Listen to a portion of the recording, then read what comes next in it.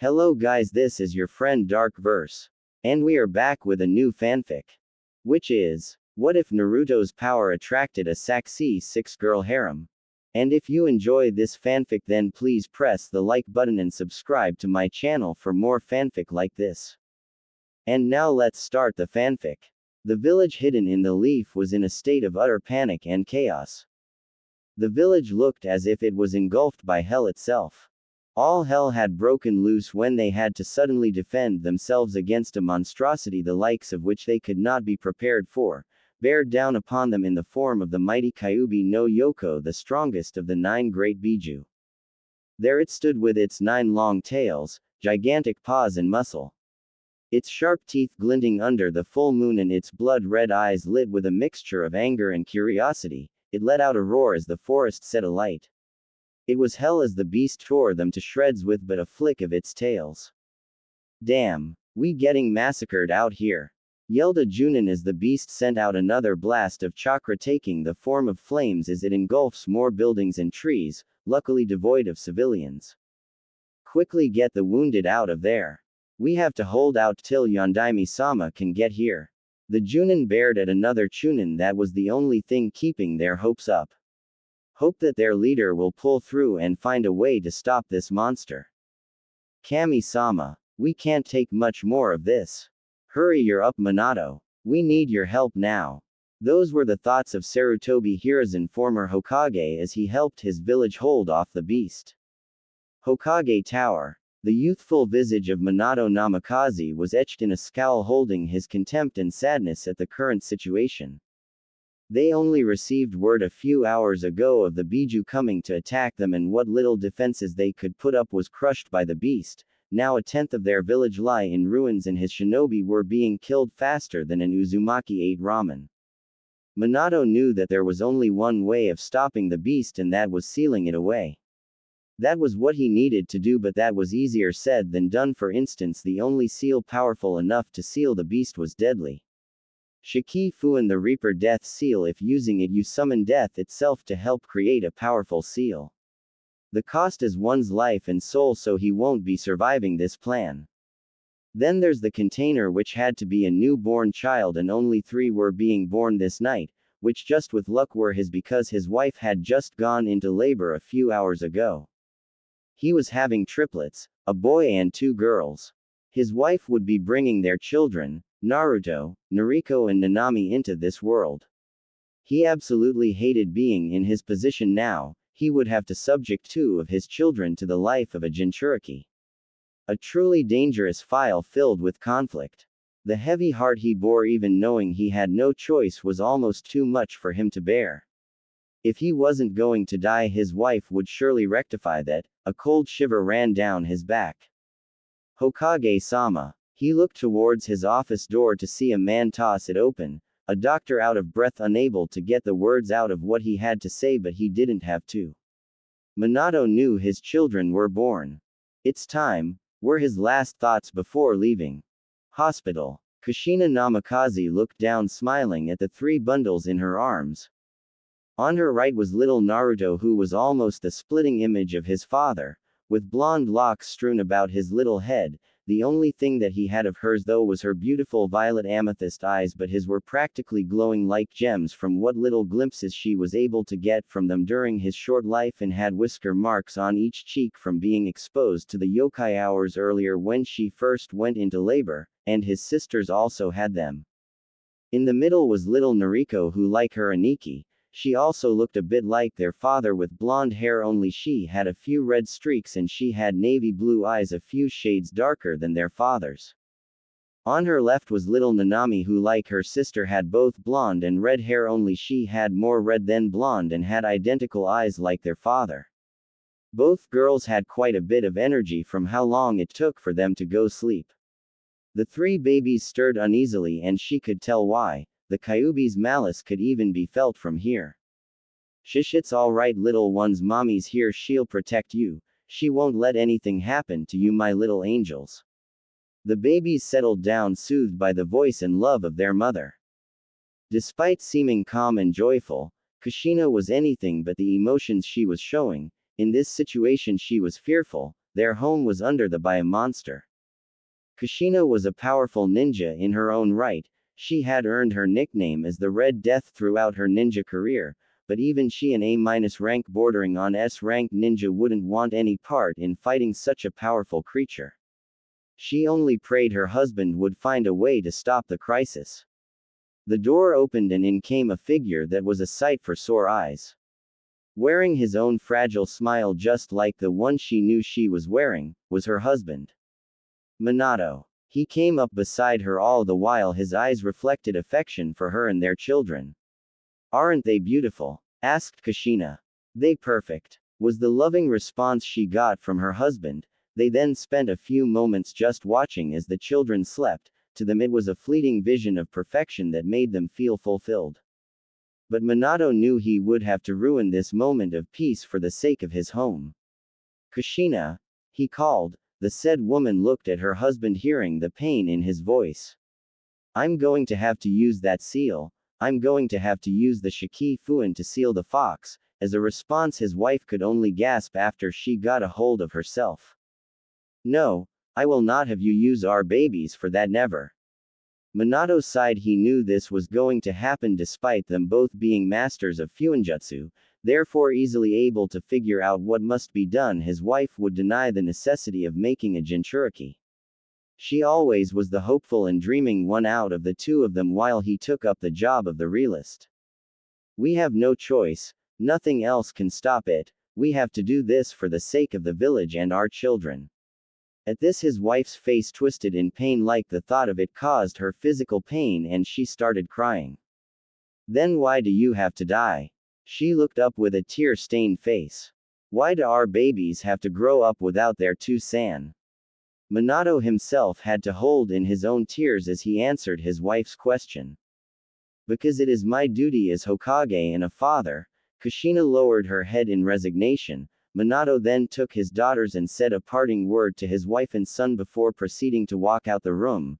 Normally he would have Hiraishinaway, but it just didn't feel right at the moment, and as he walked away he heard his wife say, "I love you." "Battlefield. Hold it off," was the cry of the shinobi as they fought the mighty fox. They had managed to get it all the way to the edge of the village thanks to their previous Hokage showing them just way he was and still is called Shinobi no Kami.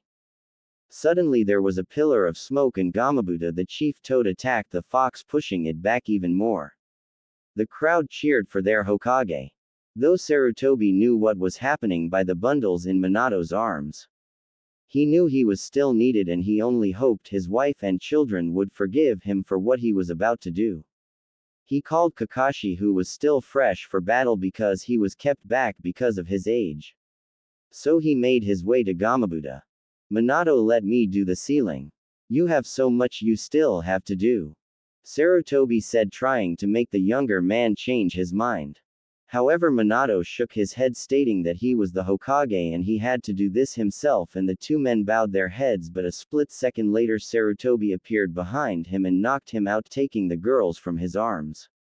"Kakashi, keep him safe while I finish this. And Kakashi, tell my wife and kids I'm sorry." The young man could only nod, still shocked about all of this. While Hiruzen summoned Enma, the Monkey King, who said his goodbyes to his old friend. Sarutobi soon summoned the Shinigami, the Lord of Death, who quickly understood what he was supposed to do, while the fox suddenly calmed down as if understanding what was going to happen and was allowing it to happen, as if it had a choice in the matter at all. "Fuin." With that cry, a great white flash happened, and when it was gone, the fox was no longer in sight, and the two girls had two seals, one on each of their stomachs. As they cried, being woken up, a great man had fallen and lie still on the ground. Enma gave a pained sigh, letting a single tear fall before going back to his own world to mourn. Meanwhile, Minato Namikaze began to stir as he woke up, being held up by his student just in time to see the Enma disappear.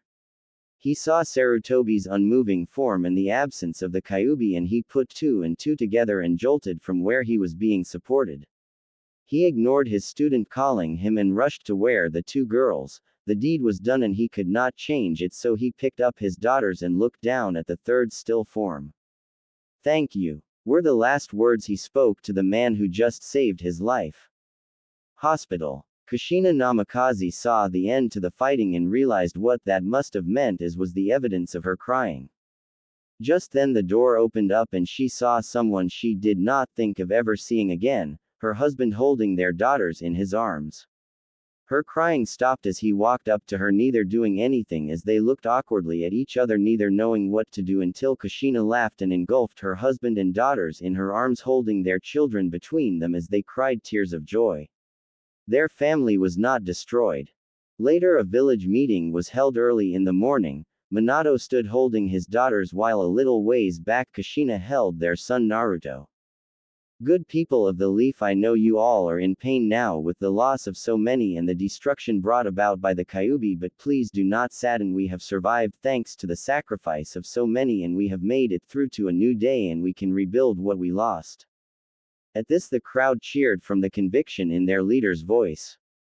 In fact, I hold here in my arms two heroes, along with the help of the late Sandaime Hokage, who gave his life to save this village by sealing the yin and yang into these two girls, my daughters Noriko and Nanami Namikaze. At this the people broke into another cheer, not doubting the words of their cage, even though a few that did were pulled into the shadows and had it beaten into them. Later that night, Minato and Kushina watched their children sleep in their crib, cuddling with each other. For them this was the perfect moment in all their lives. Finally everything was perfect.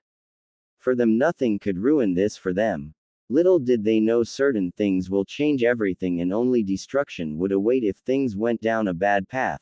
Life was a bitch and they were about to learn it was always the calm before the storm. Currently Kushina was watching over the three kids while they each did their own things, while she was sitting with Makoto Uchiha, her best friend since the academy. Meanwhile Makoto's sons were also there, seated with them, watching the three other children. Kushina-chan, your kids sure are energetic.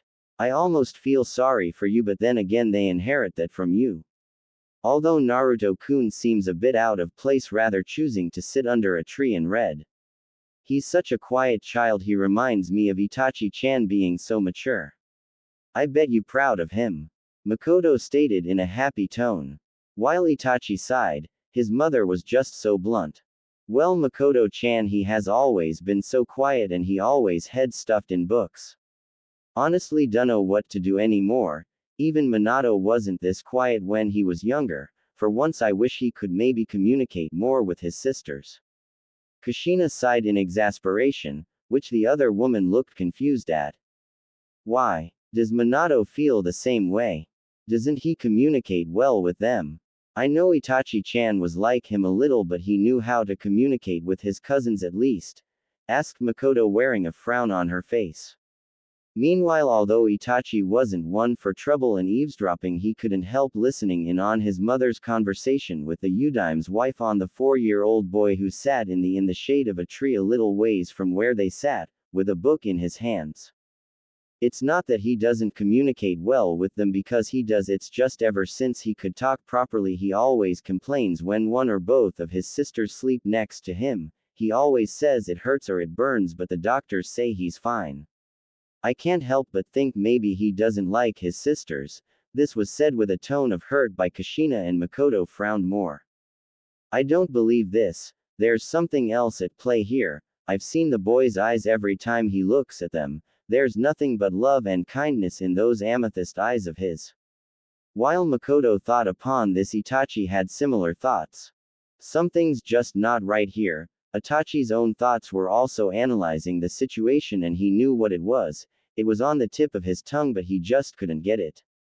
Meanwhile, young Naruto sat under the tree reading up on advanced chakra manipulation. Chakra can sometimes change forms when trying to shape it. Firstly, you need an understanding of how it works and what makes chakra up and how it can be broken down.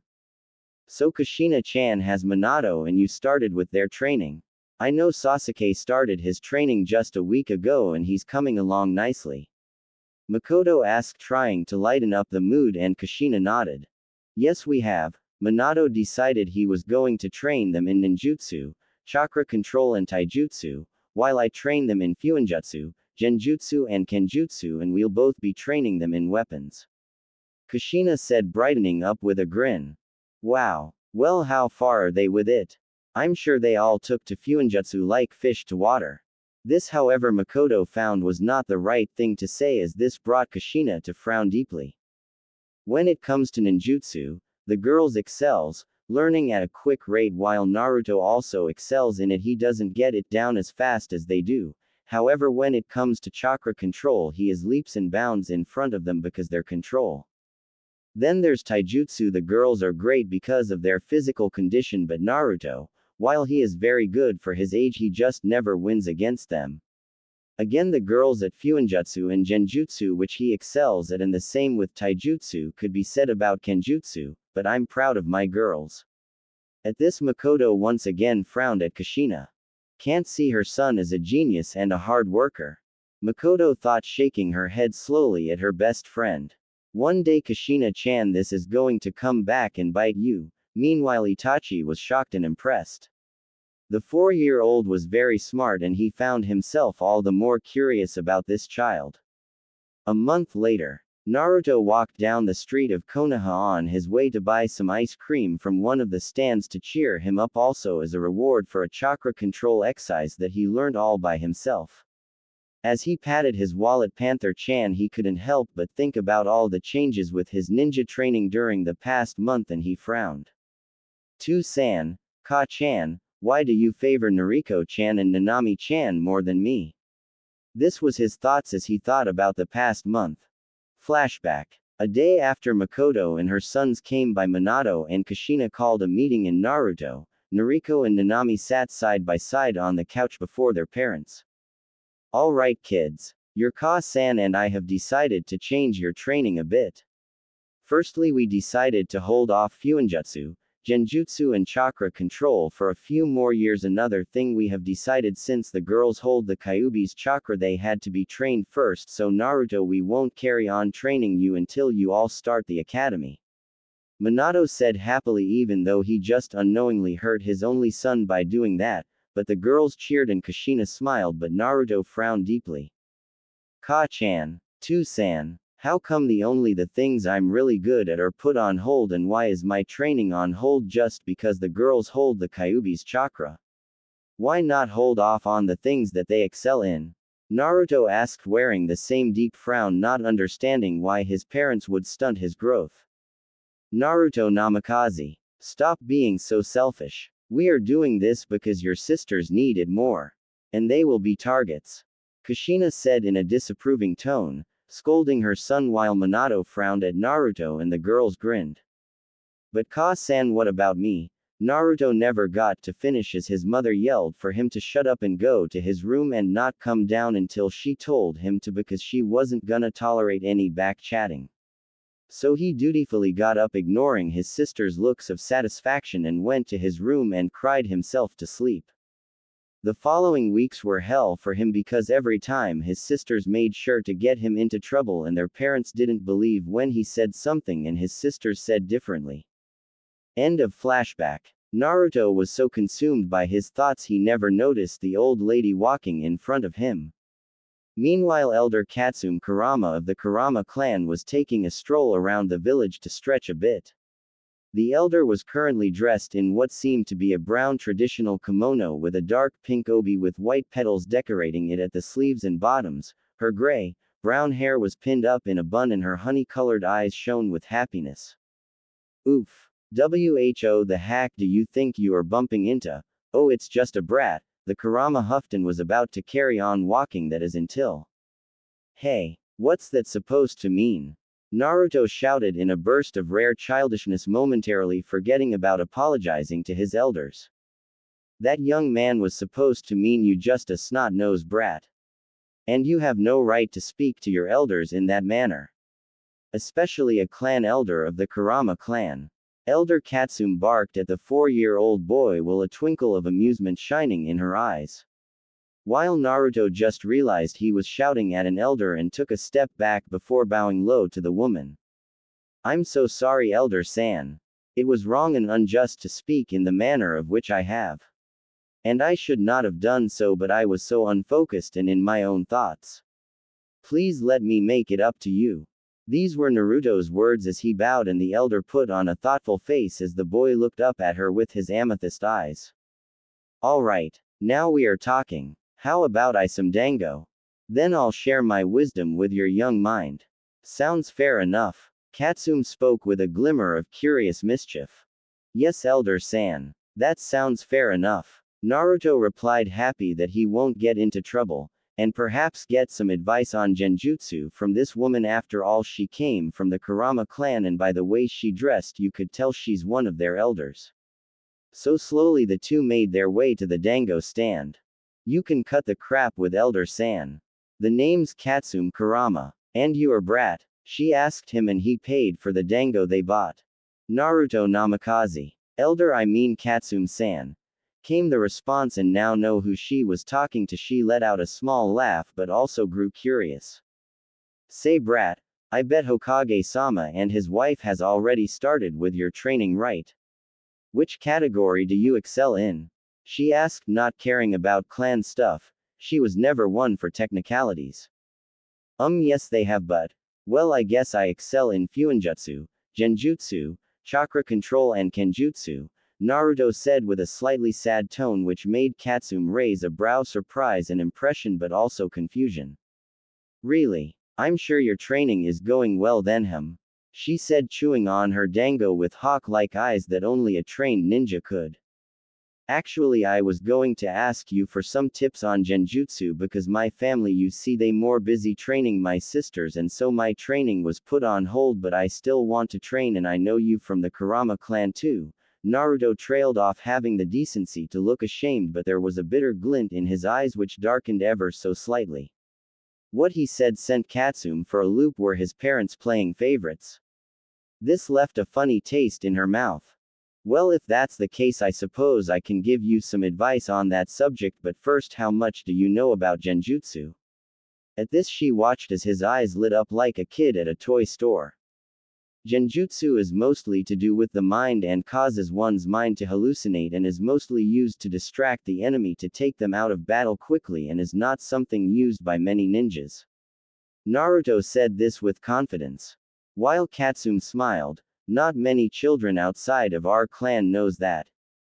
You know what, brat? I like you. Good job. Yes, that's what genjutsu is, but genjutsu is not like all the others. This is more like an art than anything else because it's only as good as the caster's imagination and willpower. Therefore, why many people can only do the simplest genjutsus and don't study further into it.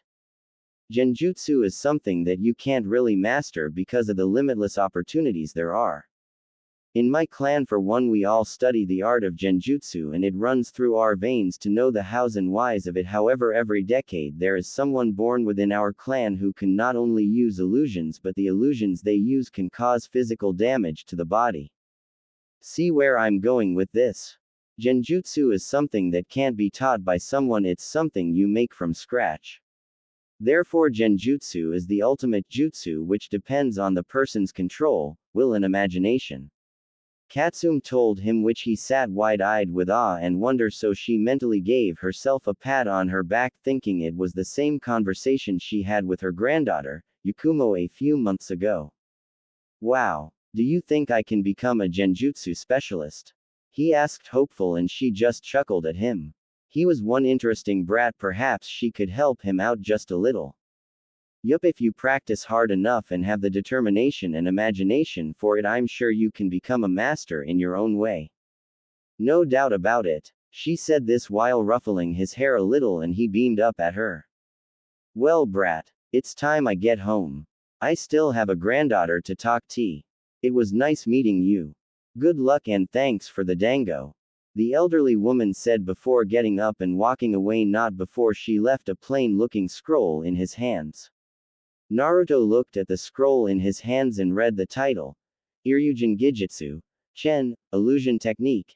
Chains. A huge smile flashed across his face, and he ran out the stand and seen the lady in a distance. Thank you. He yelled to her, and she turned around, flashing him a peace sign before walking on her way back to her clan compound, leaving Naruto to stare after her.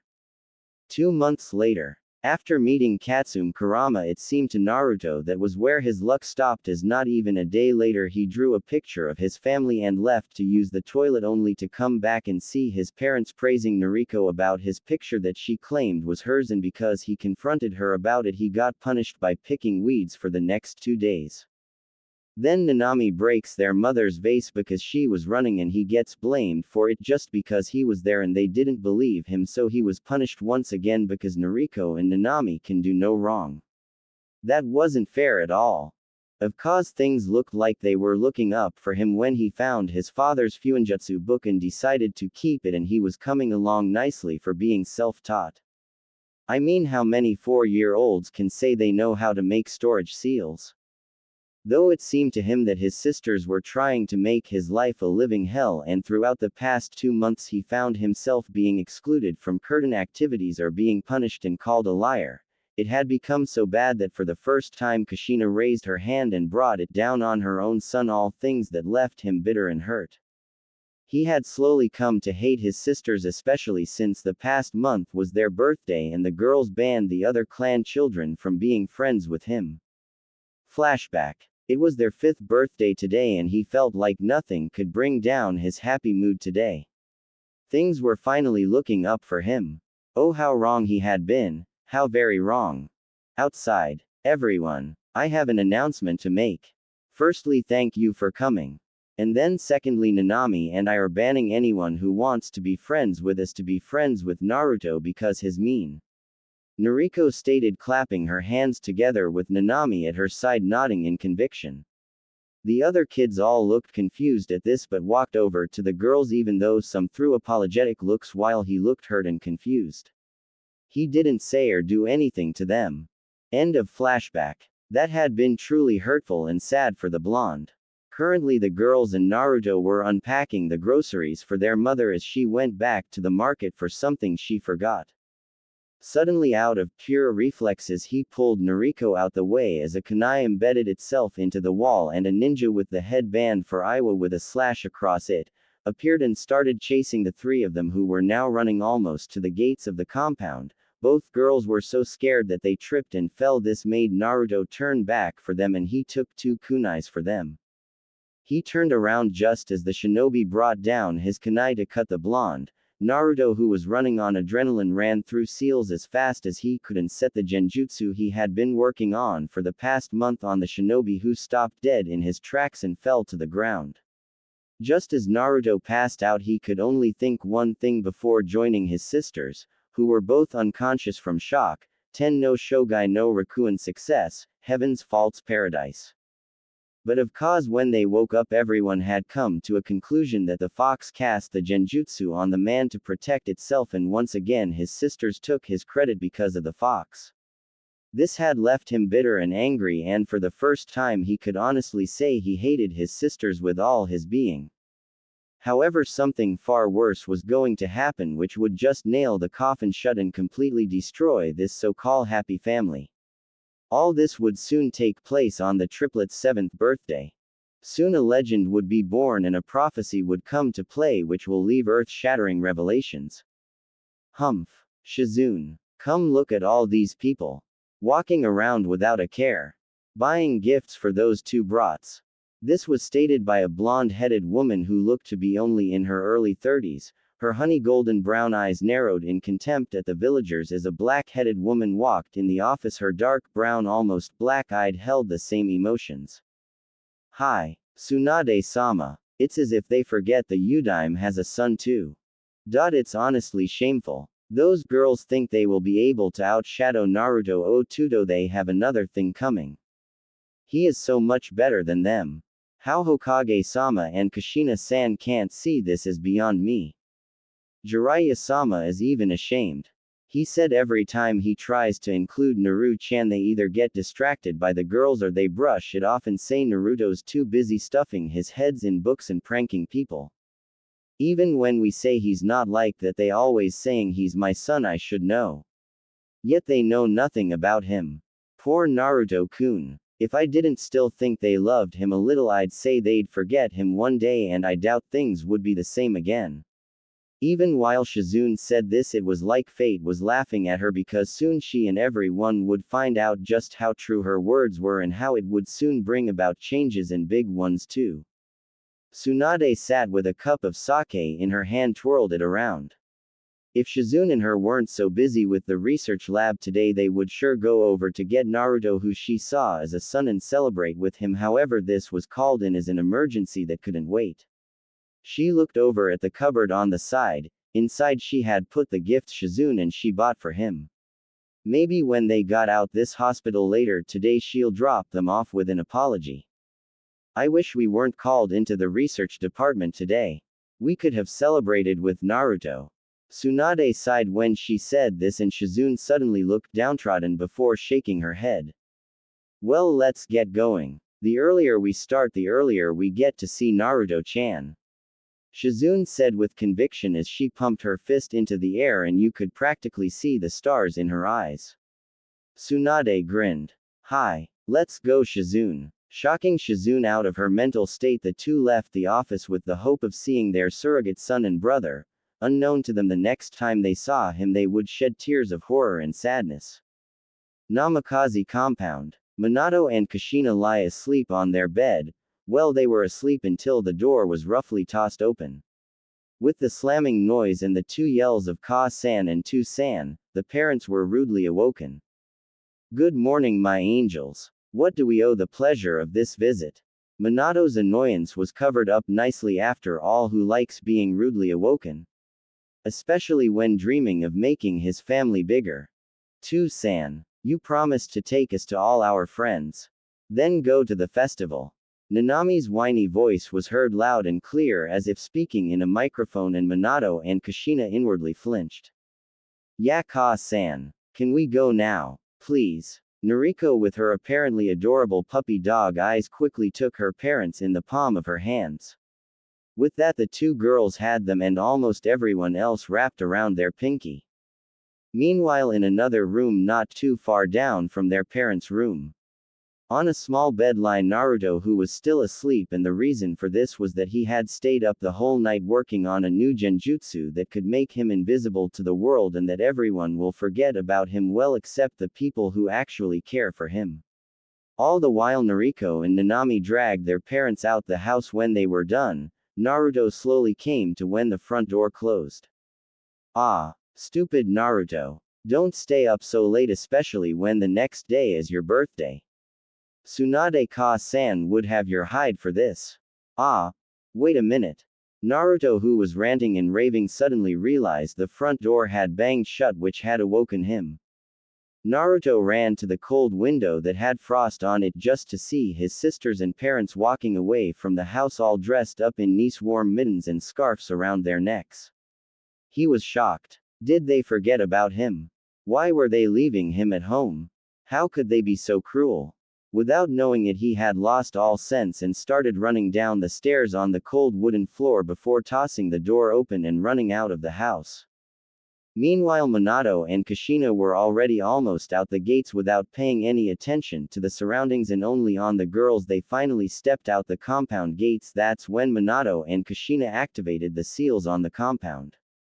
Not knowing this would be their biggest mistake ever. With Naruto, he ran and ran with his left arm braced in front of him, getting ready to push open the compound gates that just shut. Unknown to him, or maybe at the moment he forgot that there were seals on the gate. The minute his hand touched the just activating seals, a chakra surge happened, and the gate's seals that thought his arm was an extension of the pathways for the seals pumped an almost ungodly amount of chakra through his arm. In a sudden explosion of blood, the white snow covering the pathway was suddenly a blanket of blood, while Naruto, who was thrown back by the gate, cried put painfully with tears running down his face. He looked in horror at his left arm, which lay limply at his side. The blood oozing out was way too much, and the pain was more than terrible. Naruto slowly gathered himself and ripped off his pants pipe and used it as a makeshift band-aid. He slowly made his way to the house, only to find out he couldn't get in because the same seals on the gate were also on the house, meaning he couldn't get into the house now. He chuckled bitterly. On his 7th birthday they forget about him. And even if he screamed for help, he knew no one would hear him. After all, there were silencing seals on the compound because of the girls who made noise, and especially when they were babies because the girls screamed and cried, waking their neighbors up. Research Department. A shiver ran down Tsunade's back, a feeling of dread pooled in the pit of her abdomen. She tried to shake it off, yet it seemed as if it didn't want to leave, and she couldn't help but think something bad just happened. Tsunade-sama, are you alright? You look like you dazed out there. Is something bothering you? One of the male medical researchers asked her, and she shook her head. No, everything's fine, Dai-san. Why don't you get the laser so we can finally try cutting this piece of shit open? I don't have all day to spend in this place. She barked at him, and he quickly got going to get that laser. While Tsunade looked down at this glowing purple rock the size of a boulder, for some odd reason this thing had just appeared out of nowhere, so they were tasked with finding out what it meant. Little did they know what they had in their midst. Hyuga Compound. Neji ni. A small girl with navy blue hair called out to a boy with dark brown hair. They both shared the same pupilless eyes, but while his was gray, hers was lavender. Hi Hinata-sama, what's wrong? The boy, no more than recently turned 8, asked the girl identified as Hinata, who wore a light purple kimono. I'm having another vision. Naruto-kun's left arm is all bandaged up and he's kneeling on the ground crying, and there's red all around him like it's trying to consume him. Hinata's eyes glowed a silver, white color before going back to lavender, and she stared at the boy who had quickly came to her side. Naruto. Why's his arm bandaged? Why's he crying? Neji asked. He remembered Hinata, and he met Naruto back when Hinata was 4 and he himself was 5. Some boys were bullying Hinata when he had arrived there to stop them, but he was beaten to the punch by a blonde-headed boy who saved Hinata. So from that day on, Hinata and himself had become friends with Naruto quickly. I don't know Neji ni. But he looked so sad. The girl cried out into her cousin's chest. Namikaze Compound. Naruto sat outside as the sun started setting. He let out a bitter laugh. I can't believe it, even after they forgot about me I still hope deep down they'll come back, but it's been 10 hours and I feel so cold. I wonder, would my sisters be happy if I died? Naruto couldn't help but think these things. After all, he lost too much blood and it was getting colder by the minute now that the sun set. 6 hours later, an hour before midnight, Naruto let out a cough. He looked like he was wearing a white full-body suit, however this just happened to be a thin layer of frost coating his body while both arms lay limp at his side. His lips were purple and his skin tone looked like a bluish mixed with peach. His hair no longer the bright sun-kissed yellow, now it was a dull yellow. Gem-like amethyst violet eyes peeked from behind his eyelids. If you looked closely you would see a broken soul. He glanced at the sky, seeing a full moon with brightly lit stars in the sky, and fresh tears rolled down his marked cheeks. If this is how my life ends, well damn, what a life, neglected for my sisters, ignored by most of the other clan children, ah what a life. My only friends Hinata, Neji and Itachi. Jiraiya Ero, Tsunade Ka-chan, Makoto Ka-chan, Katsum Oba, Bawako Oba, Shizune Ne, Anko Ne, Tuki-san and Ayame-chan. I'll miss you. Naruto thought as he felt a tremor wreck his small body that he couldn't feel anymore. Slowly a bittersweet smile made its way across his face. His eyes dimmed, slowly losing all the life they once had, and just as the fireworks went off exploding in a shower of different colors, the last bit of life left his eyes and his pulse stopped. Festival. Minato and Kushina had gotten all the clan children, and the children played while the parents got drunk, except for the Uchihas because Itachi just came back from a mission. Fugaku was stuck doing paperwork, Makoto believed she had a stomach virus, and Sasuke was sick with flu. The Hyuga cousins were watching and looking where Naruto was because they only arrived a few hours earlier at like 5 because their father was called to a meeting quickly by the elders, and when they arrived they thought maybe Tsunade was with him or had him somewhere, but now that the fireworks just went off and everyone was gathered around, neither Hyuga could spot Naruto anywhere, and that left a sense of dread in their stomachs, especially since Hinata's vision. Poof. Suddenly white smoke covered the area and out popped Jiraiya of the Sannin grinning like a mad thing as both Nariko and Nanami ran over to him demanding what they got for their birthday and everyone else surrounded. Now children. Because Minato is my student I will be allowing you to sign the Toad contract. Now where's Naruto? I want him to sign first after all he was born 5 minutes before you girls. Naruto. Naruto you brat where are you? Kushina. Minato. Where is the brat? I know Shizune and Tsunade's at the research department. This question was answered with a deadly amount of silence which left Jiraiya uneasy. Minato and Kushina paled while Nariko and Nanami looked a little angry but also devious. Oh my gosh. Minato we forgot him at home. Let's hope he didn't trash the house. You know how he pranks. He'll probably forgive us when we let him sign the Toad contract. Let's go home quickly. Kushina said and all the clan mothers looked at her in shock. How could she forget her own son? Minato nodded and they all, including the other clan heads and their children made their way to the Namikaze compound not knowing the horrifying scene that shall forever be embedded in their memories. Uchiha compound. Makoto decided since she was feeling better she would drag Itachi, Sasuke and her husband with to the Namikaze compound thinking that they will meet the family along the way to give their wishes not knowing Itachi's life would change to the event he was about to witness. Namikaze compound. The minute Minato and Kushina opened the gates they were hit by a heavy smell of iron, a smell they knew all too well. The children let out screams at the horrifying bloody gates and snow-covered pathway that was now looking like a bloody puddle before anyone could do anything. Hinata and Neji ran in a certain direction of the gardens in the compound. Itachi and Makoto soon followed not a minute later and after knocking the other children out they all ran in the same direction as the others only to come to a sudden stop as they gazed upon the scene. Naruto-kun. Hinata yelled as she dropped to her knees, tears free falling from her eyes, and Neji stood behind her throwing up and crying too. Makoto was no better than Hinata, she too was on her knees. Itachi was too, but his eyes changed. First it flashed red, then it turned into his Sharingan with 3 comers before it turned into what looked like a windmill shuriken, but only the legs were longer and sharper looking than a shuriken. The scene before them made their hearts stop for a moment. There under the same tree that he sat under when he was 4 reading about advanced chakra manipulation, was the figure of Naruto. Blood-red snow beneath him. His now lifeless amethyst violet eyes were half open as if staring back at them accusing, and the bittersweet smile he wore was still upon his face as if frozen for eternity. My baby. Makoto cried out sobbing while shooting up and running to him and clutching his small frozen frame against her own bigger one, running her hand through his now dulled blonde hair. It's going to be okay.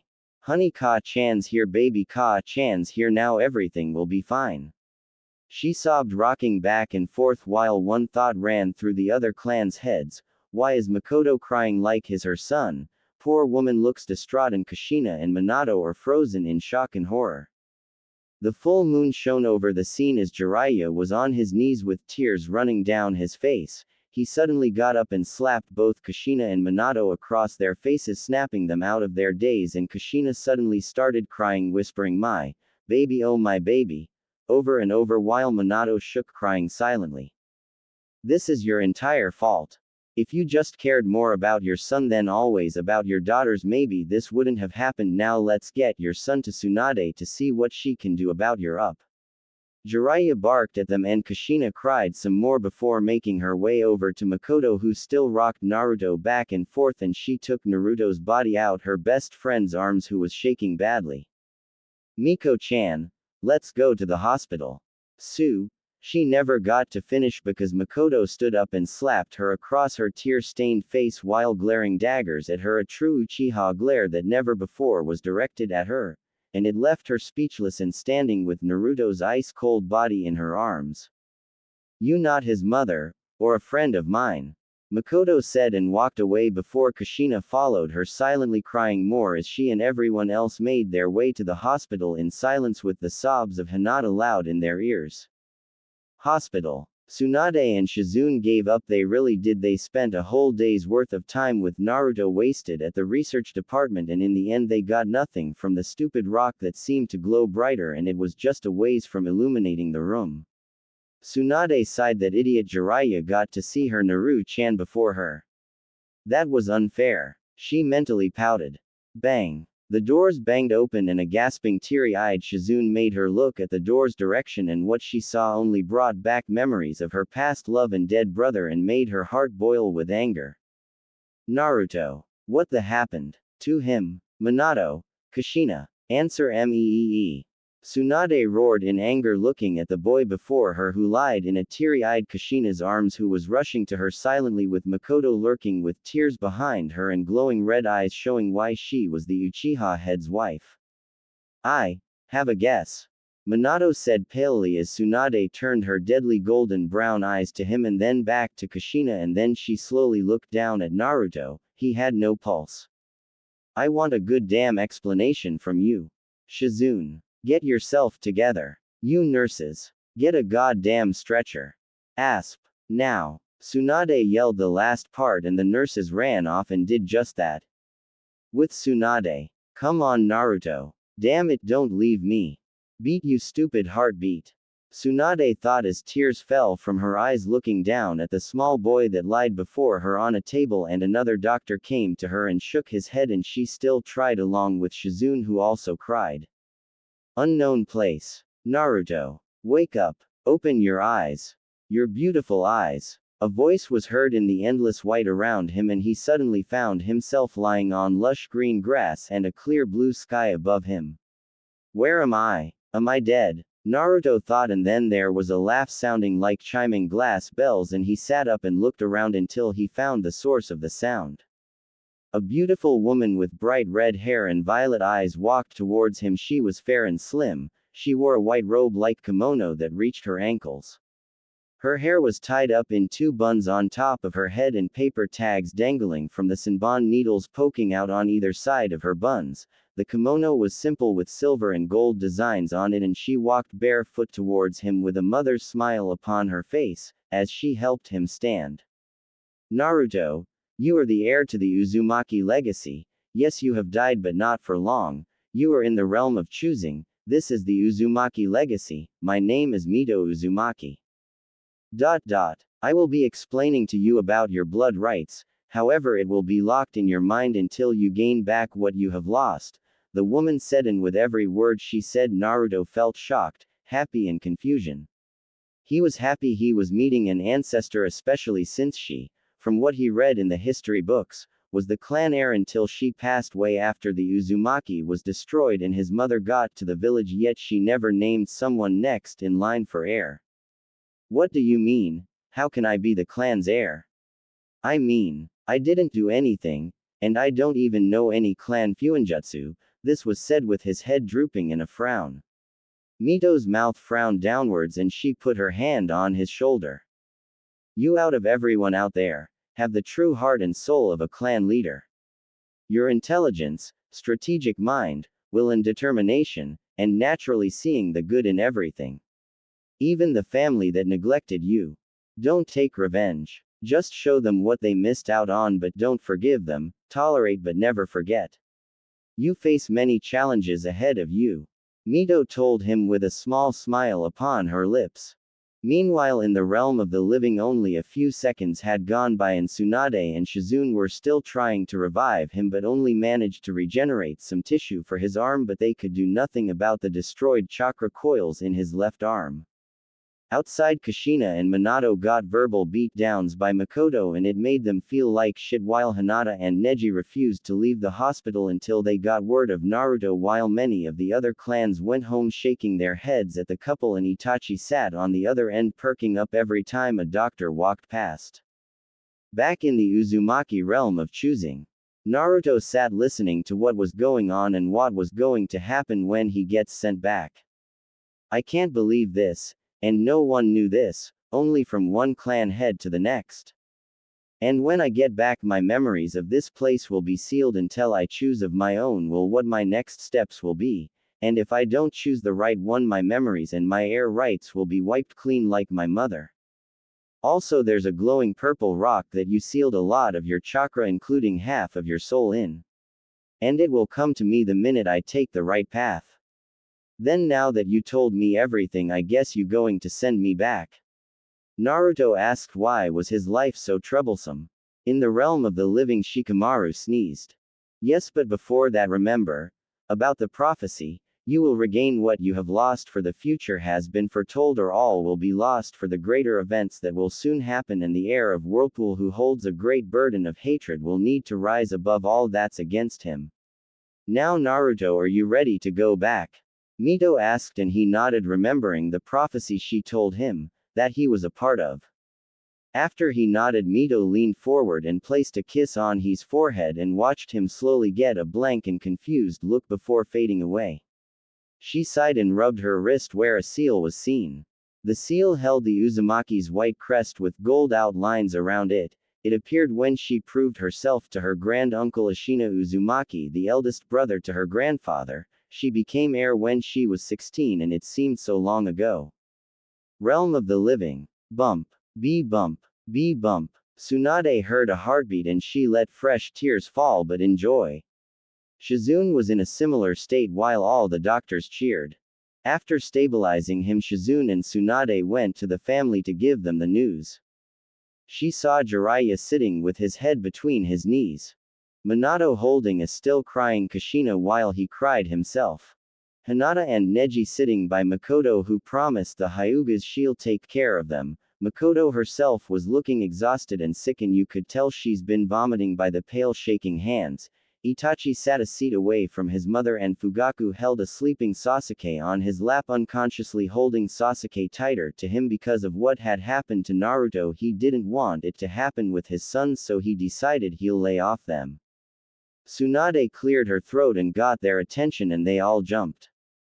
He is alive, she said with a tired smile. She couldn't help but think there was something else at play here, because he had been dead for at least an hour when he got to the hospital, and then it took an hour to revive him, but she was grateful for little mercies. And we managed to save his arm. However, the good news stops there. The bad news is that he did die, but we revived him in time and he will not be able to use his arm for months. That's where it gets worse. He will never be able to be a ninja. His chakra coils are destroyed in his arm and his chakra system was broken and can't be replaced. At this, everything was silent before the crying started again. What are we going to tell him? Jiraiya asked softly, and no one answered that, as until Minato did. As Hokage, everyone is banned from saying anything to him about his chakra coils until Kushina or I tell him. Is that clear? He said, and everyone was shocked, and while most nodded in acceptance, Tsunade, Jiraiya and Makoto angrily stomped off with words of, if he asks us we will tell him the truth. With Naruto. Naruto looked at the ceiling. He couldn't remember anything else but that his family had forgotten him, and that it showed they obviously don't care. Kushina and Minato walked into the room and watched him, and even when they tried talking to him, he didn't say anything except facial expressions until he asked how long it would take to use his arm again, and after he got his answer he went to sleep. Unknown place. So they finally made their move, huh? Well, we'll see. All the pieces are finally moving. Now it's my turn, a dark-eyed man said, chuckling before smirking and moving a piece on the shogi board. Was the future really as black and white? Or was there something lurking between the light and dark side of the equilibrium? A month had passed since the accident. Kushina and Minato just either didn't think Naruto had a right to know about his chakra system or didn't have the heart to crush the boy. While Naruto never asked about why the people around him looked so sympathetic towards him, he did ask when he'll be able to use his arm again, because he thought they looked towards him like that because of not being able to use his arm. While his sisters were way more bitchy now because he was getting attention from their parents even if he didn't really want it now. Tsunade, Shizune, Katsume, Bawako, Jiraiya, Anko, Itachi, Neji, Hinata and Makoto came to visit him every now and again, and they the only ones he'd smile at. Well, including Shishu, who had only came back from a long mission. Shishu and he weren't close before because the guy was always busy, especially since he was in Anbu. However, they also became somewhat friends since he was given a leave for 2 months. Though many of the people that actually cared for him weren't there most of the time because they were all very busy, and that was understandable being the people they are. Despite everything, Naruto still trained without his parents' knowledge of cause. After the accident, he decided he needed to learn some medic ninjutsu in case something like that happened again. He asked Tsunade and Shizune and they agreed immediately since Tsunade had found him walking up the side of the room walls, which she thought impossible, but soon she and Shizune started teaching him medical ninjutsu. Senju Compound. Tsunade lay upon her bed and thought about the events that happened and how Naruto was still able to use chakra. She remembered telling Naruto she was just going to give him a checkup, and she secretly found out that because Naruto had perfect chakra control for a child, and even though she believed he will never be able to use chakra in his body at all, she found out because of his control he was able to use the chakra in him, but just barely. But it saddened her to know she couldn't tell him anything until Minato or Kushina told him. That, however, didn't mean she wouldn't teach him medical jutsus, although secretly just between Naruto, Shizune and herself. She was happy he could at least use some chakra from his broken coils.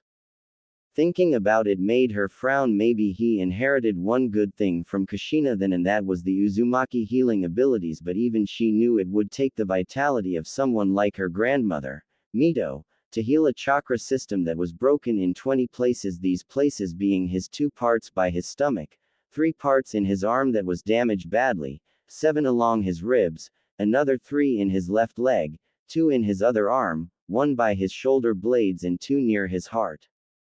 This really scared her, but even above all odds he worked hard to use even a little of his chakra, and that put a smile on her face. With Naruto. Naruto smiled lightly. A month ago Makoto found out she was pregnant, and when she told him he was so happy for her. Soon Naruto found himself frowning again. He obviously was only released from the hospital last month, and he was slowly accepting his parents back into his heart unknowingly, and his sisters were still trying to direct the attention back to themselves, and it was working slowly. It was just a matter of time. Naruto shook his head and thought on better matters, like he had learned to cast jutsu with one hand. Now wasn't that cool? Now he could perform jutsu while keeping his other hand free. And he learned, or better yet completed, his genjutsu that he had been trying to get down the day before his parents forgot him. It was called Mirror.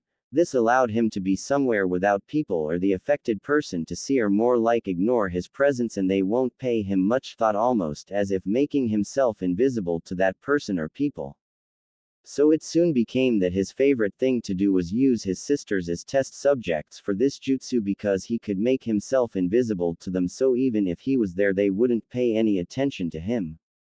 That's unless he made physical contact or spoke too loudly, but also he made it so that if you didn't notice him you won't think about him much, only in maybe like a passing thought. He made this with the intention of not being noticed so he won't get into trouble and so he could train in peace.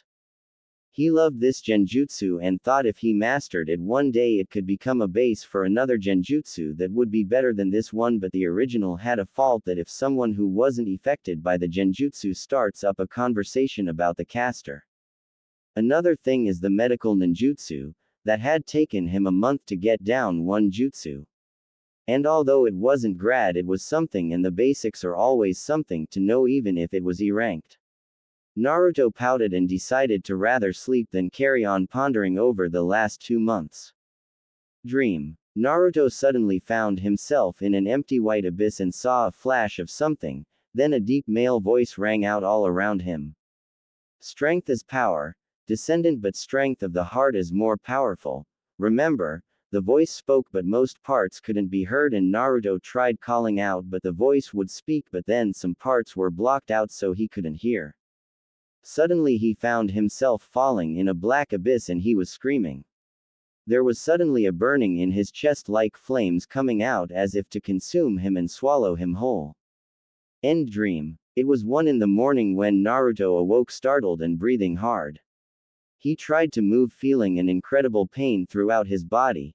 That's when he noticed Nariko and Nanami both laying beside him with their heads on his chest. Naruto found it hard to breathe, let alone demand they get off him, so instead, with every fiber in his body screaming at him not to move, he wriggled, shaking the girls awake. What the hell are you doing in my room? You too, Nanami. This was said by a very irritated Nariko for being woken up at such an ungodly hour. Nanami looked confused around the room before looking at her brother, then looking at Nariko, telling her this was not their rooms and it was his. Although said harshly, the two girls quickly left to their own rooms, not paying attention to their very pale brother, who had immediately ran to the basin in his bathroom and started vomiting red. That's what Naruto saw all in the basin. It was like the tiles were turned red, only that wasn't the case because he knew something was wrong now. Suddenly feeling dizzy, he managed to stumble out the bathroom only to fall face first towards his bed, and then he knew no more. 3 hours later, Naruto woke up and in his still dizzy state he wandered down the hall, but as he paced his parents' room he heard their voices and he stopped as he heard his name mentioned. Room. Kushina sat on the bed watching Minato get ready to go to the Hokage office. Lately she felt a lot more moody and her stomach was giving her problems, always cramping. She watched Minato slip on his Junin vest and tie his headband on. Minato, when are we going to tell Naruto? I mean, we've been putting it off all this time and it keeps his hopes up and being more hopeful. She said, sighing, and Minato came and sat beside her and slowly stroked her hair and she leaned in towards him. Kushina, we'll tell him soon, okay? But we can't right now come out and say, hey Naruto, don't take it the wrong way, but using my influence as Hokage, I told everyone not to tell you that you will never reach your dreams because your arm's chakra coils are completely destroyed and your entire network has been broken into almost 20 places, so you will never be able to use chakra or become a ninja ever. Yeah, Kushina, I doubt that would play out well, especially since we messed up big time with most of our friends because of the accident. This was said in a dry tone with a very blank look, and Kushina sighed, wondering why things couldn't be easier. Naruto's mouth was on the floor. He wasn't going to be a ninja again because of them. That wasn't fair. Slowly tears pooled in his eyes, falling to the floor, and he ran out, not caring that he was still a bit dizzy. He ran, pasted everything and everyone. He had soon ran into a forbidden district, where a lot of the Kyuubi's chakra that wasn't sealed fast enough lurked. Why didn't they tell me? Did I not have the right to know? How could they? I hate them. I hate this place. I wish I can just leave and never come back. Naruto cried out to the heavens in anguish as he held his arm. Naruto cried on his knees, holding his arm. The complete anguish in his sobs was the only sounds ringing in the clearing. Suddenly green chakra came swirling all around the clearing from the forest. This was also a type of healing chakra, but only if it had to, though it never found much that perked its interest. But Naruto didn't notice this because his eyes were shut as if in pain as his heart clenched painfully in his chest. Soon, without him noticing, the swirling mass of green chakra covered him completely. This chakra was what had consumed the Kyuubi's chakra and turned it into its own. The chakra had one instinct, and that was to find out why this boy was in such a state, never having sensed such before. So when it touched him, it was shocked, being leftover chakra that was just left around after people died. It had felt loss and pain, but never a broken soul to this extent. The green chakra disappeared, but having a bit of a mind its own, it decided to watch this boy, being curious as to why this boy had dark wisps of red chakra in his system that was seemingly killing him slowly from the inside and was oddly like the Kyuubi's chakra. Sometime later, after 2 hours of non-stop crying and screaming, Naruto decided to get himself together and stood up, looking for the first time at his surroundings, and saw a few buildings that looked a bit old and not maintained, so in childish anger and curiosity he walked into a random building and looked around. The place was a mess with rats and insects running about. Growing even more curious, he followed a hallway and came to a staircase leading down. So he walked down slowly, only to see a few doors here and there until something caught his eyes. It was a wall on the right. It looked a bit skew, so he walked up to the wall and pushed. At first it didn't budge. After a second time it crumbled in on itself, showing a hallway. Naruto followed it without thinking, and some of the green chakra that decided to just rest a little in his arm that was in the sling, grew weary at the feel of the place. Soon he came upon a room. It looked like some kind of messed up lab.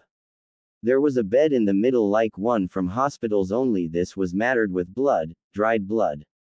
There were about 20 different bottled liquids of different colors with funny writing on them that was faded. Then there was 2 basins on the other side. All in all, the place gave off a bad vibe. Naruto walked around a bit until he decided to see what those bottles contained. He took one off the shelf and tried to read it, but instead it slipped, and without thinking he tried to catch it, only it ended up cutting his unusable hand and watched it heal up quickly after the liquid sunk into the wounds. Naruto yelped and checked his arm, and he felt like he could move it a bit. In an act of complete hope and stupidity, he collected all the bottles and poured the sink full of the stuff, leaving the bottles empty and on one side. He mixed it with a piece of broken wood. Once he was satisfied, he unwrapped all the bandages and braced himself. Ah! He let out a scream as the liquid burned his arm. He quickly fell to the floor, mentally shouting at himself for being stupid. Why did you do that? Ah! It hurts so much. You just had to get hopeful and do that. You idiot. How you gonna leave Konoha now if you gonna die? Please. Someone help me. Please. These were Naruto's thoughts before he blacked out from the pain. The green chakra in his arm was panicked. The first thing that spilled into the wounds was dealt with quickly, but also took quite a bit effort, leaving the green chakra with hardly anything left because of how strong that acid was. And now this. Just when it was getting more curious about the boy, so it did the only thing it could do. It called on all the other green chakra that lie bored around the place to help it save the person it was curious about. The other green chakra responded and were there in no time. All the chakra surrounded Naruto and forced itself into the boy. Naruto could be thankful that this chakra was trying to help him and that his coils were broken in those 20 places, otherwise this could have turned out very badly for him. However, no one would ever expect the future outcome of this. Hokage's office. I want all Junin here ASAP. There was a sudden chakra surge in the condemned areas that are still going down to be rebuilt, and we need to know exactly what happened and how it happened. Minato was not happy as he yelled out orders to his assistant. Kushina stood off to the side while Jiraiya leaned against the wall with a frown. All these things were frustrating Minato out. How could there be such a strong surge? I know it didn't come from the girls. I was with them the whole day until you called me here. This was said by a very worried Kushina, who had indeed been with the girls training them in weapons. Jiraiya grunted and Minato sighed. Naruto. Naruto groaned. He was suddenly stunned with his memories of what happened and how it happened. He suddenly slapped himself hard. Ow! How could I have been so stupid? Shit, ow, what the hell? Everything hurts. What happened? This was Naruto's thoughts as he shifted from the floor until his eyes widened comically and he let out a yell. What the heck? Omgosh. My other arm works. Kami. I think that stuff in the bottles did this. Ah, stupid Naruto. Stupid. You really shouldn't have done that. This is what was shouted out as the boy slapped himself with both hands when he had realized both his hands were working, but also let out a whoop and started cheering until he remembered why he was so angry and sad, and then he frowned and blinked away the oncoming tears. How am I going to explain this? Wait a minute, I said I was gonna leave this hellhole and never come back. So I'll only hide this with the bandages. As he thought this, Naruto quickly performed one-hand seals for a henge in case there were other changes and felt like the blockage of his coils wasn't there anymore. After performing the henge, he looked at himself in a broken mirror and nodded happy to himself. He decided to figure everything out when he left Konoha. Quickly Naruto left, not noticing that the basin was empty and the teams of Junin around the area. As he was on his way back to the compound, he found out he's been out for a day and a half, and he started rushing away until he saw some girls surrounding a pink-headed girl. They were all bullying this girl. Suddenly he felt anger build up in him and stormed their way. Hey, what's going on here? Leave her alone. Go home. After he said this, all the girls scattered at the anger in his voice never heard before, so they were all quick to run away.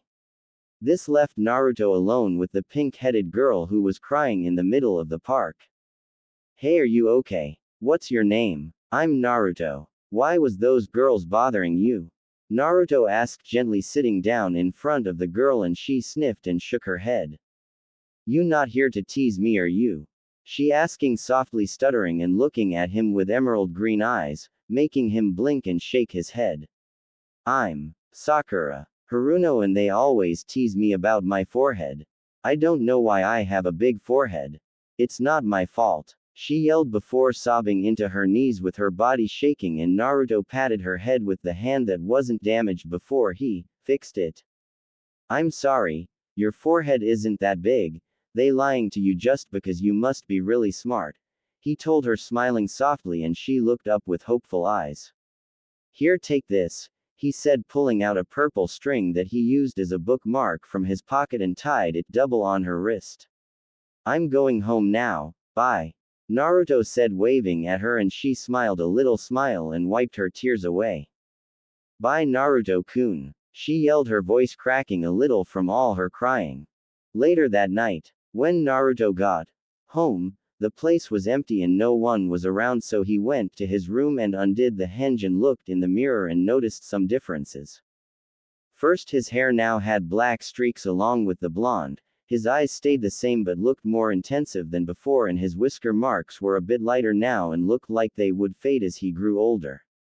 He quickly noticed that there was more of a curve in his face, giving it a bit of a sharper look than before, and he looked just a bit older with his features and hardly like his father or mother now, and he was glad for that.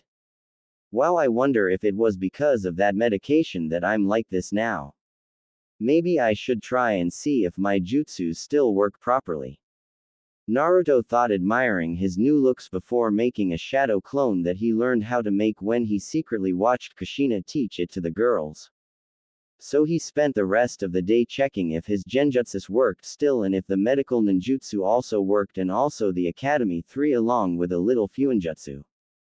During this time he found himself able to go on for a while without getting chakra exhausted. He managed to figure out casting genjutsu was easier now and didn't need way too much concentration like before, and his little bit of ninjutsu he had, which was only 5 in all, low C ranked, he learned them from watching Minato train the girls before his injury. The jutsus were all stronger and took less time to do. Once again he was struggling with something he picked up. It was that he had a slight chakra sense and figured that out when Kushina came home, and he got a jolt of surprise when he felt her chakra in the house. This added to Naruto's building questions, and he decided to rather keep the henge up until he buys some blonde dye so no one notices before he leaves, which he decided would be the weekend because he wanted to get more of a feel to his slightly new appearance and abilities, also to get supplies together and plan an escape. Naruto woke up earlier than he has in the past. It was Tuesday. He remembered everything that happened and what has changed his attitude with living in Konoha. He sat up slowly and yawned while rubbing his eyes. Looking in the mirror of his bathroom, his hair was now dyed full blonde again. He had changed nothing else of his new appearance, but none of the changes were truly noticeable unless you look carefully. After brushing his teeth and taking a bath, he wrapped up the arm that used to be damaged so no one would grow suspicious and got dressed in a black shirt and gray shorts. He put his left arm in the sling and went out of the compound to make his way to an empty training ground to start planning his escape by looking at the patrols and time. So if I time it properly, around this time I could get out, then again I would not get far, unless I take this route. This could possibly work. He thought hard about the timing and where the patrols lapsed, as well as how many were on duty and how it would conflict with the plan he had, yet also how it could fit in. By noon he was dead tired because he had spent a long time by the training grounds planning. However, he had gotten hungry long before his plan was put together, so he ended up going to Ichiraku Ramen and got some vegetable ramen for a late breakfast before he headed to the library looking for Konoha's layout, and it took quite a while to find it, so after studying it he made a copy of it by drawing it and put the original back. Then he went for a snack. He got home early so that he could start on his letter to Tsunade and had to suffer through dinner with his family, with Kushina chatting happily with Noriko and Nanami while Minato smiled and nodded, only responding when he had to. There were shadows under the two adults' eyes, yet they pretended to be fine, but Naruto of course ignored all of them for his own restraints. Later that night he once again dreamt about that voice saying the same thing, which made him confused and irritated. Day 2. Waking up and stretching before doing his morning routine for himself. He soon after dressed, then bandaged his not-so-damaged arm up and put it in the sling.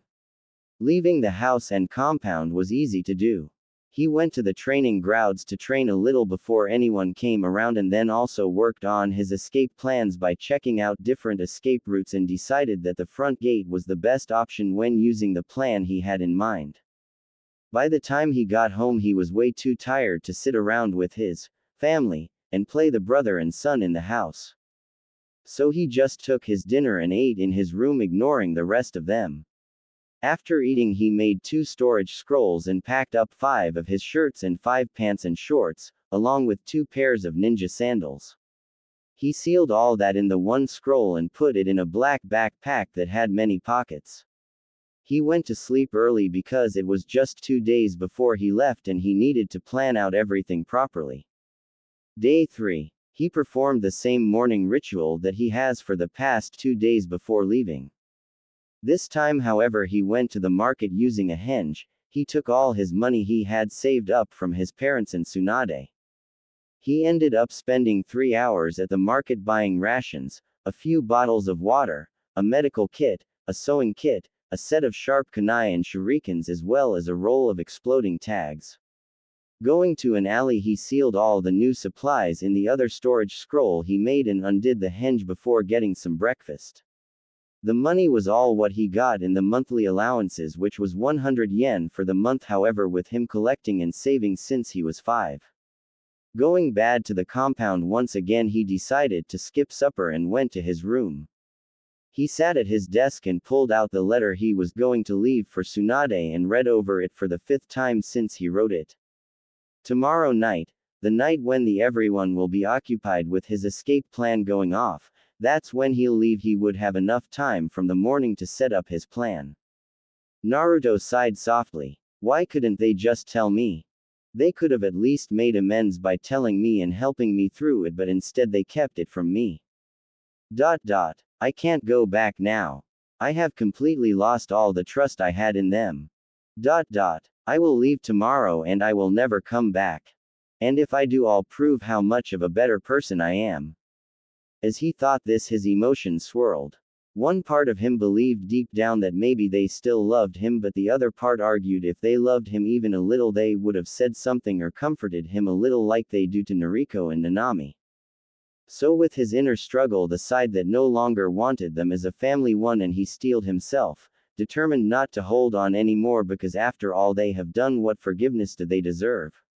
So despite his determination to keep his grudge against them, he had made up his choice of leaving and not staying and snapping at them, making himself look like a brat. That night Naruto dreamt of being free, and the last string that kept him attached to the Namakazes was broken. He was going to make a name for himself, and if any Namikaze came in his way again, he'd make sure they would be sorry, because he will never forgive or forget the emotional hurt they put him through. Day 4. Escape. Getting up and doing his morning routine, he took the bag pack and left the compound as fast as he could while they were all sleeping. He went to the library and pulled out a roll of paper bombs and put 3 of them on different walls of the library without anyone noticing, because of the genjutsu he used, which was mirror. As quickly and quietly as possible he left the library and cancelled the genjutsu he used. His next stop was the market. Namikaze compound. From the minute Kushina woke, she had a sense of dread in the pit of her stomach, but she ignored it in favor of making breakfast for her family. As she flipped the pancakes, she thought about Naruto. She completely pushed away the thought of having neglected her only son. No, I never neglected him. He was just always so quiet and caused trouble. That's why we sometimes forget about him or ignore him. After all, I never raised him to be disrupted. The only reason he can't play pranks now is because of his arms, so the girls must be mistaking some other child's pranks for Naruto's. Yeah, that must be it. As she thought upon this, the girls ran down the staircase. and into the kitchen with big smiles on their faces, making herself smile as well. Naruto. After putting about several exploding tags multiple places in the market where people won't really get hurt, he made his way to the hospital and put some tags around there before going and doing the same to the Hokage Tower with the last few tags without anyone noticing him. Naruto soon made his way to Ikiraku's ramen stand and got himself a few bowls of miso ramen. Tsunade Ka-san will be mad at me for making her worry, but the letter will let her know I'm okay. I'm going to leave, but will I survive? No one's going to be there to save me. I'm going to be on my own, but I'll get lonely. I wonder if I'll make friends.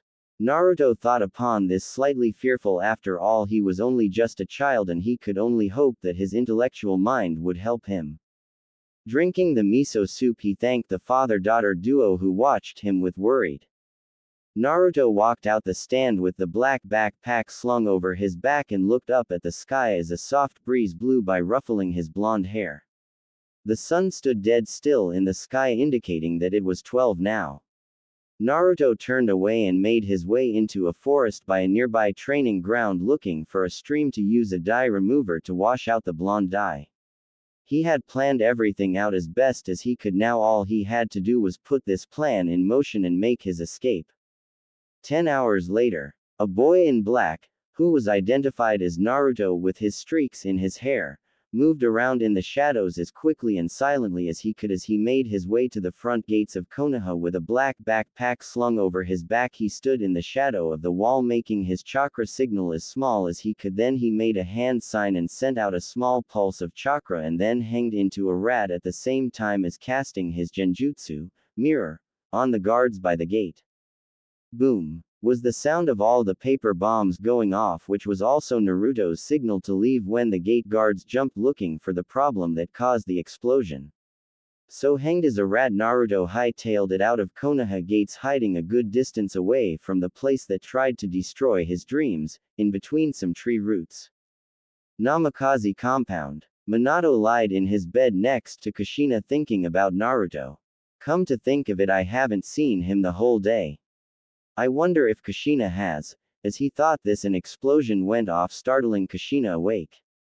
Minato. What's going on? There was just an explosion. Oh my god. Where are the girls? Kushina asked frantically as she jumped up and quickly got dressed in some pants and a top and grabbed her weapons. Minato quickly did the same and the two of them rushed to the girls' rooms. Getting to their rooms, they found the girls shaking and awake with confused and fearful looks on their faces. Unknown to them, in their panicked haste, they fell back into their routine of easily forgetting their son. Ka-san, Tu-san, what's going on? What happened? Was that an explosion? Is the village under attack? The two girls shot off questions one after each other. It seems like it, but don't worry, angels. Tu-san and Ka-san will protect you. Kushina told the girls, comforting them as an ambush showed up and started speaking to Minato. Kushina, let's go, we need it at the office. The village is going on lockdown for the next few days until a proper investigation is done. Let's go, we need to get to the bottom of this, and soon. After Minato said this, Kushina nodded and said goodbye to the girls and they both disappeared in a yellow flash together. Naruto. After waiting a few minutes, he undid the hinge and started running as fast as he could in the direction which was the borders of Fire Country as it had stated on the map he had with him. He still held his breath, hoping that the village will be put on lockdown for an investigation so he could get out of the country as fast and as safely as he could without being noticed. As he sprinted further away using his chakra to stick on the branches, he could not help but feel a bit of guilt from running away, but he pushed that aside. He needed to think about himself for a change.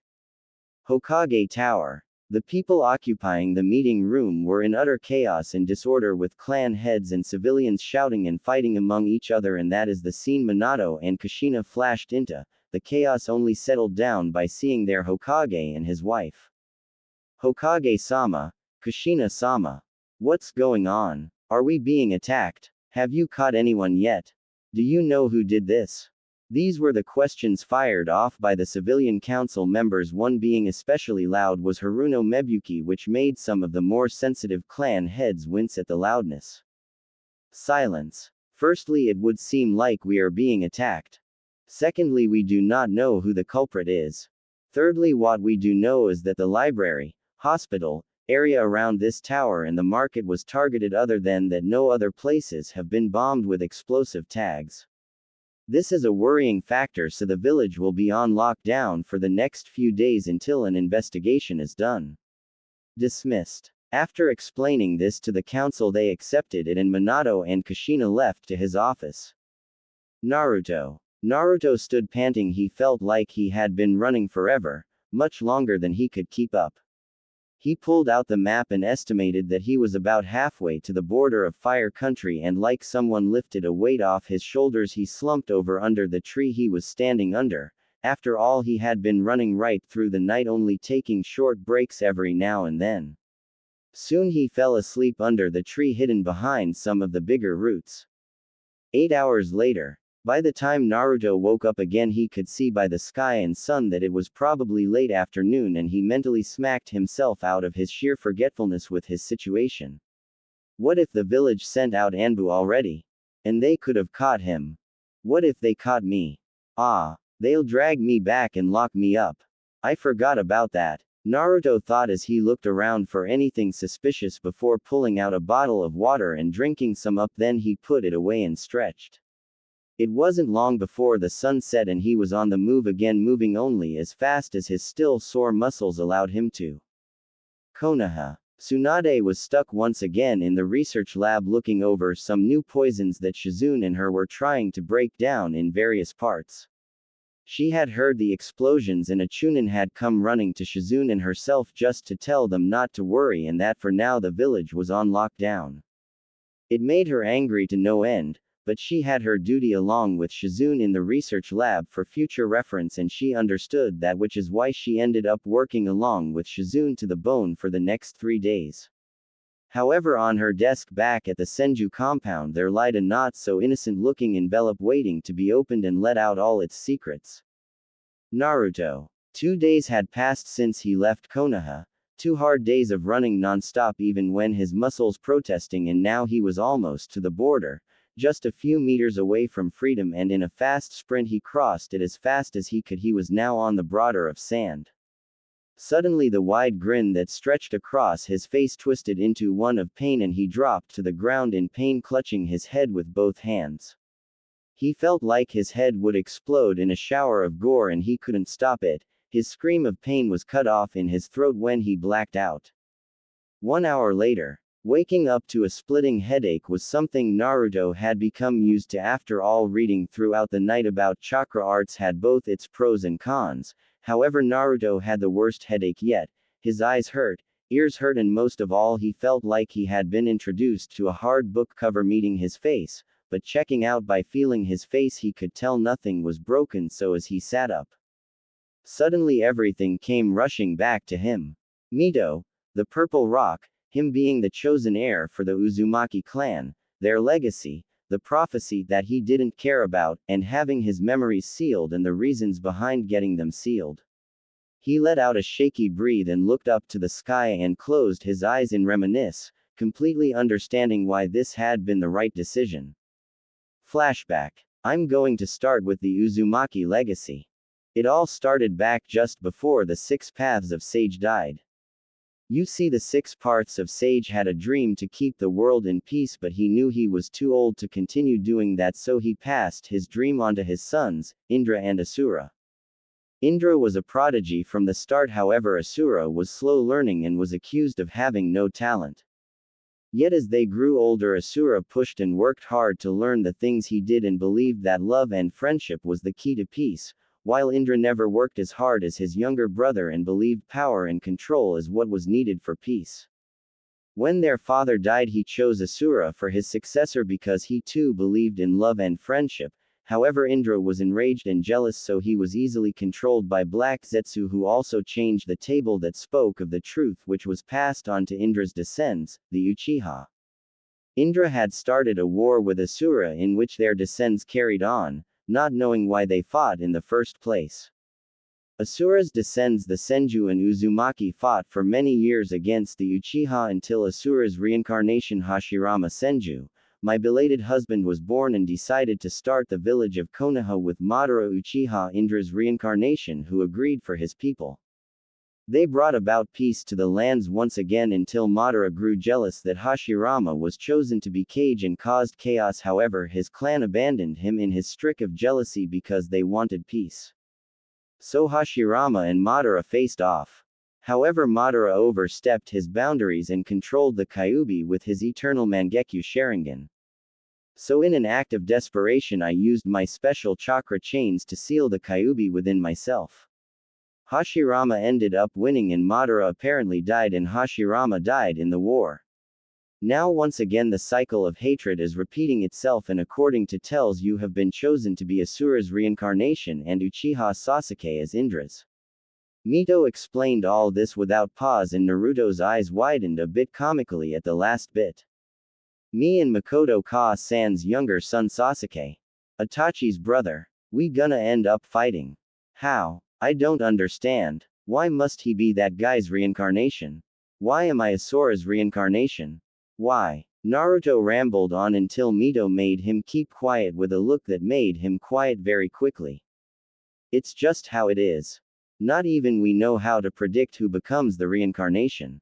Yes, you might likely fight him, but then again, perhaps the cycle may be broken this time and free the souls of this endless hatred, but I don't know if it will really be possible, so that's not a standing possibility. However, now what I'm about to tell you is the Uzumaki legacy. Asura had 2 children after he had traveled the land and settled down with a young woman who ended up birthing these twins. One was a girl, the other a boy. Their names were Hitomi and Hiro. They both grew up watching their father and uncle fight and also took on their father's dreams.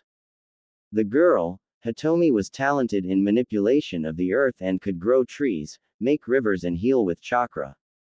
The boy Hiro was talented in the art of sealing, sword play, and possessed a special type of chakra. The two had married off and created their own clans, Senju by Hitomi and Uzumaki by Hiro. While fighting their cousins and distant cousins, Hiro created 2 katanas for himself to use, which was made with his chakra and the strongest metals known to man. One blade is black as a raven, the other is white as snow. Both grips were gold and blood red with 2 little rubes dangling on each end. They both bore the white Uzumaki swirl and had writing engraved on their blades. Later he created 4 other weapons. Also there is a prophecy that goes as such: the air of the whirlpool with a great burden will bring about a great change when the eye of the moon endangers the world. That's the prophecy. Mito took a breath after having spoken so much and let Naruto take in what she said. Then I will get stronger and prove to everyone I can do it. And I'll do it all without Minato and Kushina. What about these weapons? Where are they and how can I find them? And how do you know all this? Naruto asked and said, determined get stronger and prove to himself and everyone he can do it without his family. However, Mito cut in quickly when she seen this. Naruto, don't let that be your goal, please. I have seen some go down a road like that and it's not pretty. Make your own goals and build bonds, make friends, try to be happy and overcome the grudge you hold for your birth family, make your own family with friends and allies. The weapons are all scattered around the elemental nations. However, Hiro's own twin katanas lie in an underwater cave at the bottom of Uzu's biggest whirlpool. You can also learn sealing by spending a few months in the Uzu ruins. I'm sure you will learn much. However, I have not been to Uzu since I was married to Hashirama, so I don't know how things are there. So be careful. There should also be a journal about the other weapons and how to find them. Also, Uzu is on an island in Nami no Kuni. And I know all this because it's all in the journal in the cave with the katanas. Once she was done telling him all this, she smiled lightly at the boy before her, who looked between amazement, curious and irritated. Okay. I'll try, but I dunno if I can after all they have done and all the times they ignored me for my sisters. So I can't promise, but I'll try and I'll find the cave with the katanas and that journal. And I will try to be happy as well as protect the people I care for. he said proudly, and she smiled once again, only wider than the last one. One more thing. There is a chamber where the most treasured things are held, and no one knows about it other than the clan head and the heir. She then went on telling him about what happened to Kushina and how he should choose the right steps. All things only passed on from one clan head to the next, which put Naruto in a more somber mood when she told him that in Konoha there is a purple rock that contains most of her chakra and half of her soul, and that his memories will come back of this place with her as soon as he has chosen the right decision, which was leaving to get stronger and prove himself, but also not to act upon his grudge against his family and those who aided his sisters by snapping like he would if he continued in Konoha. Naruto sat listening to what was going on and what was going to happen when he gets sent back. I can't believe this, and no one knew this, only from one clan head to the next. And when I get back, my memories of this place will be sealed until I choose of my own will what my next steps will be, and if I don't choose the right one, my memories and my heir rights will be wiped clean like my mother. Also, there's a glowing purple rock that you sealed a lot of your chakra, including half of your soul in. And it will all come back to me the minute I make the right decision. Then now that you told me everything, I guess you going to send me back? Naruto asked why was his life so troublesome. In the realm of the living, Shikamaru sneezed. Yes, but before that, remember what I said about the prophecy, and you will regain what you have lost, and remember you are the heir, so get stronger on your own terms. Now Naruto, are you ready to go back? Mito asked, and he nodded, remembering the prophecy she told him that he was a part of. After he nodded, Mito leaned forward and placed a kiss on E's forehead and watched him slowly get a blank and confused look before fading away. Flashback end. The dazed look in Naruto's eyes faded away slowly as he stood up and pulled out the map he made and looked it over briefly for Nami no Kuni, because that was his destination right now. To get to Uzu and find the twin katanas and the journal, then learn more about Fuinjutsu, the art of sealing, and also find and seal everything of value in Uzu into a scroll so no one can stumble across the land and just claim that which is not theirs. He put the map away and moved in the direction stated on the map. Konoha. Senju Tsunade was not a woman with time on her hands, because she was always busy with this and with that, and she only just got home, only to find an envelope on her desk signed by Naruto. So naturally, wanting to see why her son figure left a letter instead of coming to see her personally. After all, she did give him an estimate as to when she'll be free again after looking over poisons and finishing her paperwork. So she picked it up, yet as she opened it, a sense of dread filled her to the brim. To Tsunade Ka-san, if you are reading this, it means that 3 days has passed since I left the village. Which was the reasons there was explosions, that was because of me to use as a distraction to get out of Konoha and Fire Country with pursuits. I am sorry to leave behind those who care for me, but after finding out my career and dreams have been crushed by my family and trying to hide it from me, I just can't stand that anymore. All the lies and hiding things from me, it was honestly the last straw for me. I just want to get away from it all. But don't worry about me, I will survive and I will keep my dreams. Maybe someday I will see you and the others again. I love you and I will miss all of you a lot, and don't look for me. P.S. Tell Makoto Ka-san I'm sorry I won't be there when the baby is born. Love. Naruto. Tsunade was in tears as she read this letter over and over again. Words just could not find their way out her mouth, and she let out a choked sob, dropping the letter and stumbling back just as Shizune opened the door. Tsunade didn't even realize Shizune had been knocking for the past few minutes on her door until she had opened the door and rushed to Tsunade asking what was wrong, but as the tears fell she could only stare at the letter on the floor. Shizune, seeing where her mentor's gaze was, she went to the letter and picked it up and read it and let out her own sob as tears fell and ran out the house and compound, heading to the Hokage Tower. Hokage Tower. Minato was currently in a meeting with the council discussing a few details about the attack 3 days ago. Jiraiya and Kushina stood to his sides as he addressed the clan heads who had to bring their wives along and the civilian heads who did the same. Itachi, Shishu, Kakashi and Anko stood in the shadows in their Anbu uniforms. So after looking through everything, we have come to the conclusion that the attack, Minato never got to finish as Shizune knocked down the doors with brute strength that she hardly used and walked right up to him with tears falling from her eyes before slamming a letter down on his desk, almost breaking it. You miserable excuse of parents, how could you let this happen? Exclamation mark quote. This was shouted out by Shizune as she gripped his collar and pointed down at the letter. When Kushina came to pull her away, she backhanded her and the mark quickly turning blue while everyone in the room was looking shocked. This is not the sweet soft Shizune they knew because she had a murderous aura around her. You want to know who caused the explosions? Read it out loud for everyone to hear. She screamed at him and he was so shocked he quickly obeyed her and picked up the letter to read it. To Tsunade Ka-san. If you are reading this, it means that 3 days has passed since I left the village. Which was the reasons there was explosions, that was because of me to use as a distraction to get out of Konoha and Fire Country with pursuits. I am sorry to leave behind those who care for me, but after finding out my career and dreams have been crushed by my family and trying to hide it from me. I just can't stand it anymore, all the lies and hiding things from me. It was honestly the last straw for me. I just want to get away from it all, but don't worry about me, I will survive and I will keep my dreams. Maybe someday I will see you and the others again. I love you and I will miss all of you a lot, and don't look for me. P.S. Tell Makoto Ka-san I'm sorry I won't be there when the baby is born.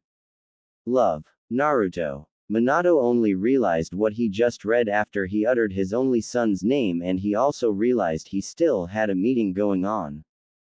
Minato, Kushina, what in the world is wrong with you? Your only son. My godson. Kami-sama, you have forsaken your own son. Jiraiya yelled at his disciple in anger and disapproval, completely forgetting there were others in the room because he was simply too angry. The Toad Sage briefly recalled figuring the Chosen One was his godson and not someone else because of the similar things that old Toad has said that reminded him of Naruto. The room quickly went into an uproar when everything finally settled in. Shizune still wore her angry face, so did a very pregnant Makoto, while Katsume and Bawako stood back with deep frowns on their faces. Meanwhile, Kushina was crying as she backed up against the wall and slid down holding her head in her hands. Things just went from bad to terrible. If only your son meant as your daughters do to you, maybe he'd still be here. Makoto yelled at Kushina while the tears fell furiously down her face and her pale skin was flushed red with anger. Minato and Kushina felt their own tears fall with shock at this revelation, which would soon be one of many to come.